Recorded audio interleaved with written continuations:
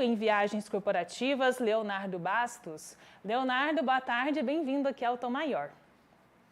Olá, boa tarde, obrigado aí pelo convite. Quem também participa deste bate-papo conosco, nossa parceira aqui do Sistema Sagres de Comunicação, a Lívia Bailão. Oi, Lívia, tudo bem? Oi, Jéssica, boa tarde. Um grande abraço para você do estúdio, para toda a equipe do Sistema Sagres, ao Leonardo e os ouvintes, telespectadores e internautas do Sistema Sagres.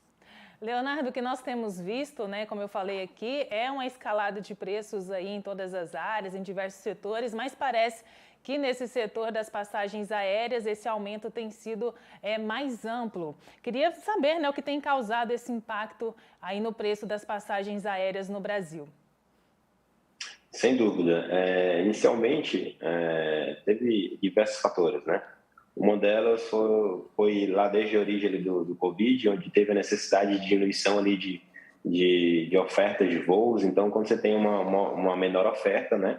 Você tem uma procura ali que, teoricamente, estava muito baixa, mas aí a gente teve um aquecimento.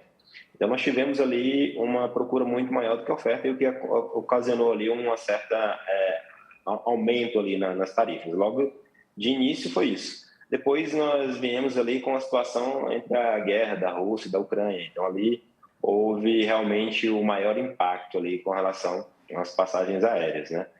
O principal fator foi o querosene. O querosene no custo da aviação é em torno aí de 40%, então tem uma grande representatividade. Além disso, tivemos também com relação à guerra da Rússia e Ucrânia ali, o fator também do titânio, que é também uma commodity ali utilizada para manutenção de aeronaves, né, entre outros fatores. Então, basicamente isso. Então, a companhia aérea, ela já, desde o princípio ali da Covid, como se alguém, não sei se vocês sabem, mas a grande maioria das companhias, elas não têm avião próprio, né? Então, elas são realmente locadas ali. Então, houve essa questão da pandemia, devolver as aeronaves e agora começaram a restituir novamente, mas mesmo assim não estamos dentro da mesma oferta que tínhamos ali pré-Covid. E, sem sombra de dúvidas, o principal fator ali para o aumento significativo dessa tarifa aérea aí, realmente é o querosene. Jéssica, queria perguntar aqui para o Leonardo se você vê, Leonardo, uma mudança em curto prazo, se isso tende a ficar mais caro ainda ou não, porque as férias de julho estão chegando, depois tem férias do final do ano, né? Se tende a encarecer ou se o cenário tende a mudar, porque, assim, como consumidora, eu nunca vi preço abaixar, assim, de passagem, né? Aí parece que quando volta ao normal, a gente espera que os preços deem uma arrefecida e não, e continua. Então, assim, como é que o consumidor pode esperar aí esse ano ainda, no curto prazo? Perfeito. No curto prazo, sendo bem franco, acredito que não haverá tantas mudanças, né? Acredito que essa não vai existir uma alta mais significativa, né? Eu acho que nós estamos ali no patamar mais alto que nós podemos estar nesse momento, né? Mas uma diminuição com relação aos preços é muito difícil isso acontecer, tá? Em virtude realmente, primeiro, dessa questão do querosene, né? E você tem você pegar esse reflexo e trazer para dentro da companhia demanda tempo, mesmo que o querosene ali na frente diminua um pouco mais. O interesse maior da baixa, né, da passagem, realmente é da companhia.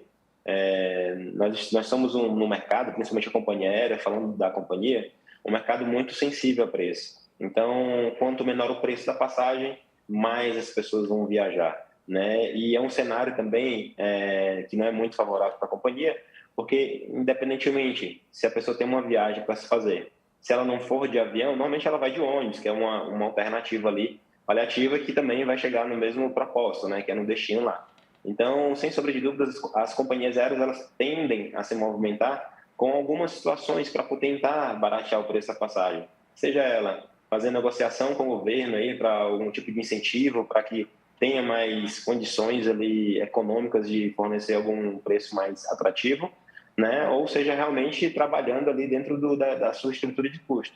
Mas, sem sombra de dúvida, a companhia é a principal interessada em trazer esse custo mais acessível, porque sem sombra de dúvidas, quanto menor o preço, maior o volume que ela está tendo. Ela está tendo uma evasão muito grande ali para produtos como rodoviário, como até mesmo o carro, e até mesmo a retração mesmo da demanda, né? Então, a gente tem cenários onde pessoas que estavam planejando isso antes da guerra ali entre a Rússia e a Ucrânia, estavam planejando a viagem e tudo mais, e foi cessada, né, esse planejamento em virtude da alta. Foi uma alta praticamente de 40%, então que inviabilizou a viagem, né? Então, trazendo isso para um cenário macro, com certeza outras pessoas tiveram esse mesmo problema.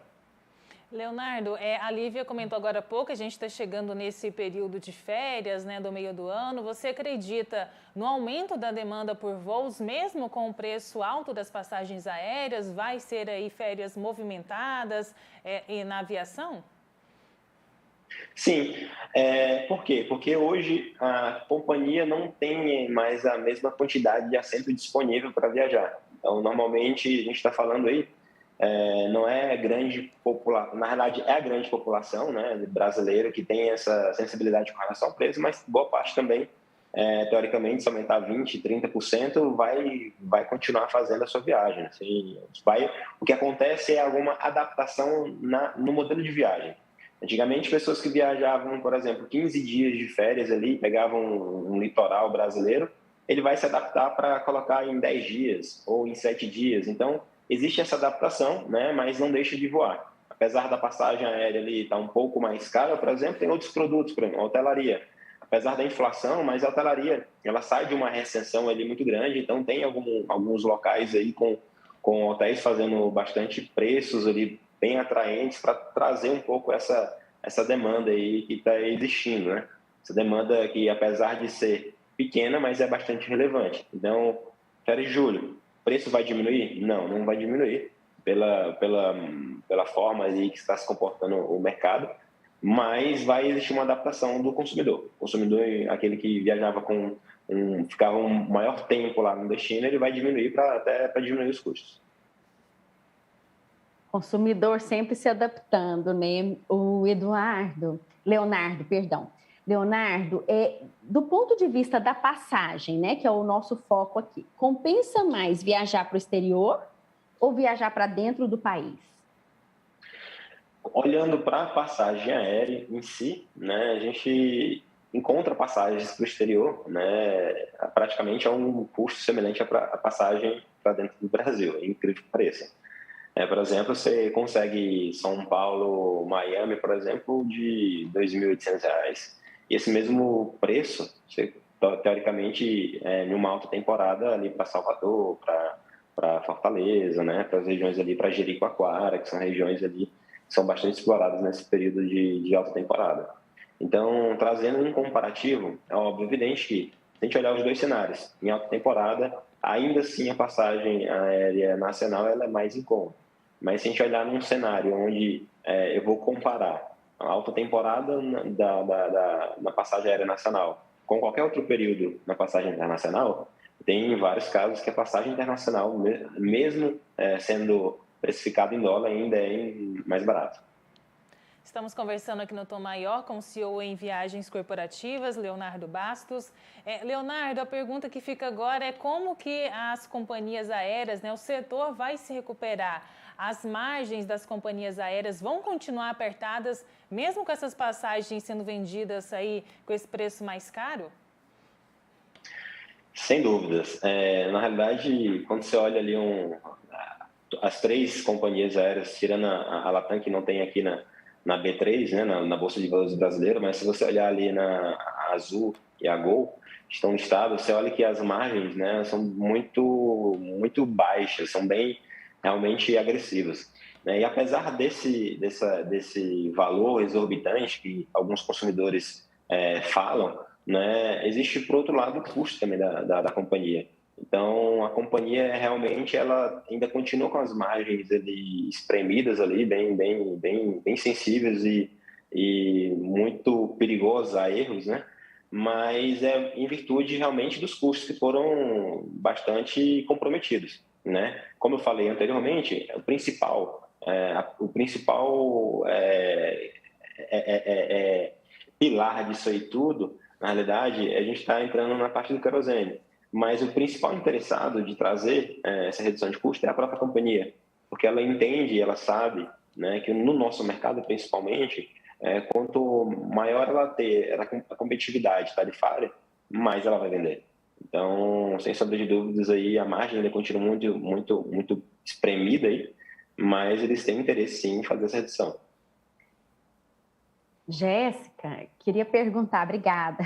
Quero perguntar aqui para o Leonardo novamente, voltar no assunto da minha pergunta anterior, porque é algo, Leonardo, que eu não entendo. Há de ter uma explicação. Aí, se você souber aqui, por ser do seu, né, aí do seu métier. Mas como que justifica se a distância, se o querosene é o grande fator e a distância, por exemplo, Goiânia, Salvador, São Paulo, Salvador, é muito menor do que São Paulo, Miami, Goiânia, Miami, e nós temos essa disparidade de preços. O que há, então, aqui no nosso país que faz com que os destinos internos sejam tão caros assim? Ainda que, mesmo sendo em alta temporada, tudo bem que a demanda aumenta e é a lei da oferta e da procura, mas ainda assim, né, o que faz ficar tão caro?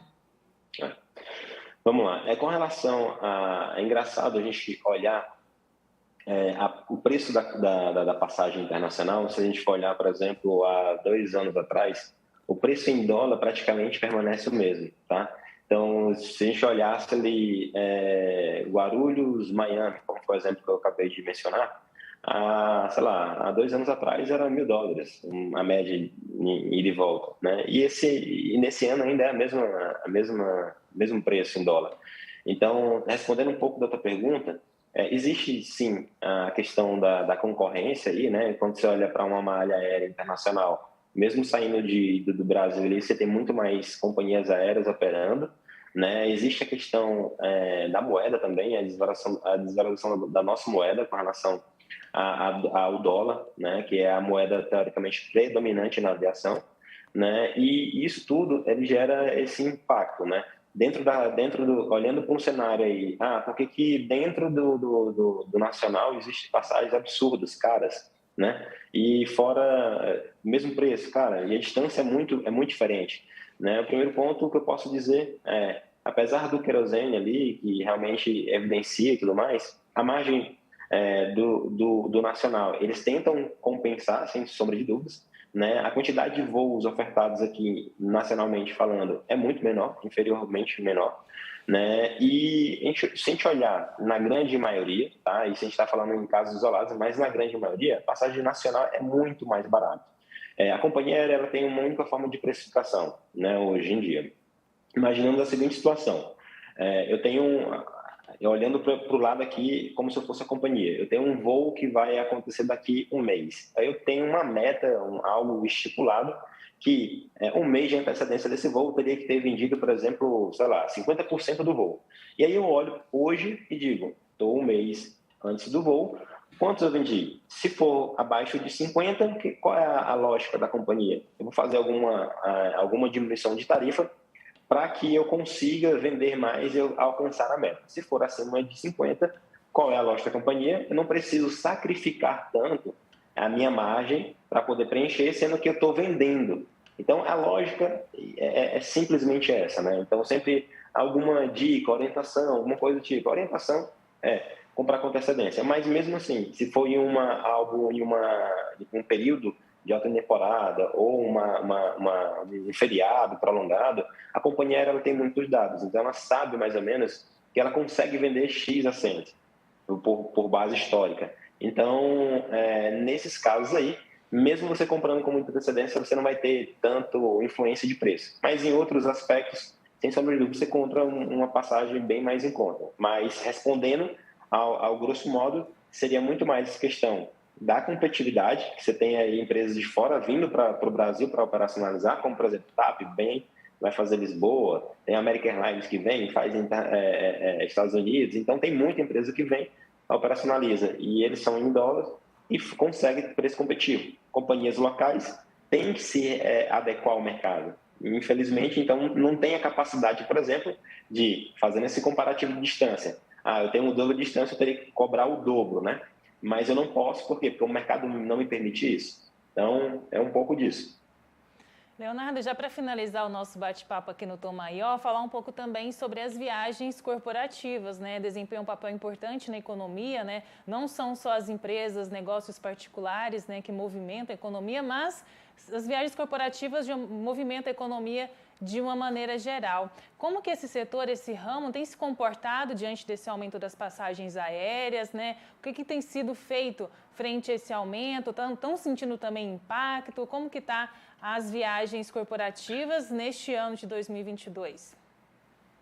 Lembrando, Sim. né, Jéssica, só um pouquinho, Leonardo, que o mundo online chegou aí e muita coisa está acontecendo de forma remota, né? As pessoas não estão se deslocando. É uma realidade também. Isso. A gente tinha um cenário muito diferente, né, lá na época da pandemia ali, onde as viagens praticamente eram inexistentes, as corporativas, né? E aí muito se cogitaram de que iriam acabar, o mundo tecnológico ali iria predominar a partir daquele momento, quando tudo voltasse ao normal, e de fato ele reinou ali por algum período. Mas logo que as coisas começaram a normalizar, essas viagens realmente elas voltaram da forma que eram pré-pandemia. Só que a gente teve esse outro ponto aí, né? Esse outro aspecto que foi realmente a alta do preço. Então, na parte do corporativo, existe uma seguinte lógica para isso. Ou eu só viajo para situações realmente necessárias, né? Eu deixo de fazer alguma viagem que, teoricamente, eu poderia estar fazendo de uma outra forma, ou eu utilizo a passagem rodoviária, por exemplo, para poder fazer esse trajeto. Então, respondendo a essa pergunta, ela tem um impacto muito grande, né? Porque as empresas elas começam a olhar mais a base da viagem, se realmente faz sentido, se pode ser postergada, se pode ser tratado de alguma outra forma, ou elas pegam e colocam um outro produto que é a rodoviária para poder fazer o que esse colaborador faria no caso do avião. Óbvio, tendo um tempo um pouco maior aí de trânsito até o destino final. Mas, em resumo, está ocorrendo dessa forma. Leonardo, muito obrigada pela participação conosco aqui no Tom Maior. Até uma próxima oportunidade.